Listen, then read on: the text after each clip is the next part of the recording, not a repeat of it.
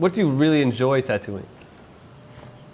You know, I do so many styles. Man, I can't really say because I just haven't found that thing that I mean, the one thing if I had to pick something that I would want to do on a constant, it would probably be skulls. You know, because I've done so many realistic skulls before in the past, and I never get tired of doing a skull. I mean, Well, I'm gonna have to hook up with you at some point because that's one of my favorite things. I've got, favorite genre. Yeah. well, I got an entire sleeve of skulls right now, so Oh, cool, cool. always looking to add another one. I'm always down to do a skull. Yeah. I mean, something about them is just I never get sick of tattooing them, and not like other things, you know. Yeah, Yeah. the great thing about skulls is lighting may be a little different each time you take a photo or use it. And Yeah, different lighting, different. I mean, at this point, I just try to experiment with different like shapes, or trying to warp it out a little bit, or add something to it to where it's not just a legit, realistic skull or something. yeah, I guess more surrealism involved. Um, yeah, but I like all the weird abstract shapes kind of put in there. yeah, I think everybody's kind of going in that direction these days because you know you see like a portrait of a straight up skull so many times. I mean, a lot of people they probably get tired of just seeing just a skull. So I think everybody's on a mission to create something different or better. You know. So, Nate, I'm gonna ask you a little. What do you feel about the current climate in tattooing, where there's just information everywhere all the time? It's on TV, it's on the internet. Everyone and their brother is doing an instructional video, even if they're not qualified. I mean, Yeah. do you think all this information out there is a good thing? Do you think it's a bad thing for tattooing? I think it has its pros and cons.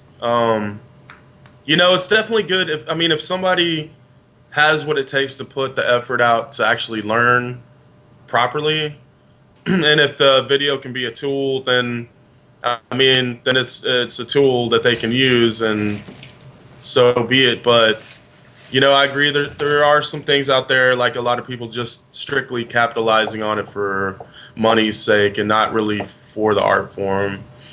But the whole video thing is sort of played out. Even though I've done my fair share of videos, and I still have a new one out right now. It's just so easy to rip it off and throw it on the internet, and have a BitTorrent file that somebody's downloading for free. So I don't know how to combat that. So you've been having some issues with bootleggers? That's always been an issue. You can go and find bootlegs of everybody's video, kind of compiled into one, massive file that you can download. I don't know how I feel about that. I think just the video itself being like a tool to help somebody hone their skills and become a better tattoo artist can't really be a bad thing, because who wants just if there's going to be a lot of tattooers out there, who wants to have a lot of hackers out there? Like I would hope they'd want to learn how to tattoo correctly. Yeah. Oh yeah. Sure. That's kind of a Definitely. catch-22 on that. As far as the TV thing and everything, I think maybe it's over glorified it so much that a lot of people are just kind of jumping into it because they're like, oh, I'm going to be this cool tattoo artist guy, and they make a lot of money or whatever, which is not always true, because there's plenty of people that tattoo and they're still struggling because the market's so saturated and there's cutthroat shops everywhere. Where there's a good shop, there's 5 bad shops. So Yeah, I guess not I every guess tattooer is changing. going to be a rock and roll like tattooer guy. You're not going to go out there and make $400 an hour and be booked out for 2 years just because you started a tattoo. Right, and just because, yeah. I don't think a lot of people understand that. It's it's work. It's a job. It's a real job, and you gotta. Yeah, it takes a lot of time. I mean, now with all the things that are available to beginning tattoo artists, they can get good a lot faster than, you know, back when I started. I've been tattooing almost going on 20 years now. So Right on.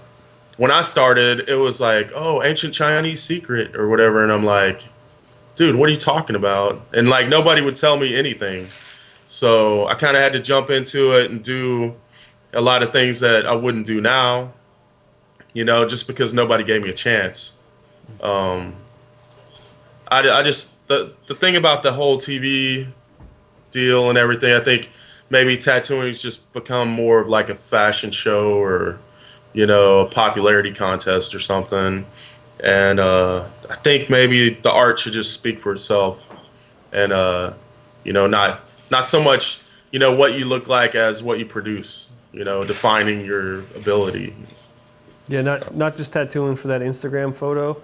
Right, You know, right. It's like everybody's trying to get that one photo and the most likes, and right. you know, just man, just be a good tattooer, you know, and yeah, you know, don't have an attitude and don't treat everybody like they're a piece of crap because they don't want to get this super cool badass tattoo or something. You know, like every tattoo can't be, I mean, it could be if you weeded everything out like that, but I think some people maybe, you know, maybe some people need to just like cut it back a little bit and tattoo some things that maybe they normally wouldn't do, you know?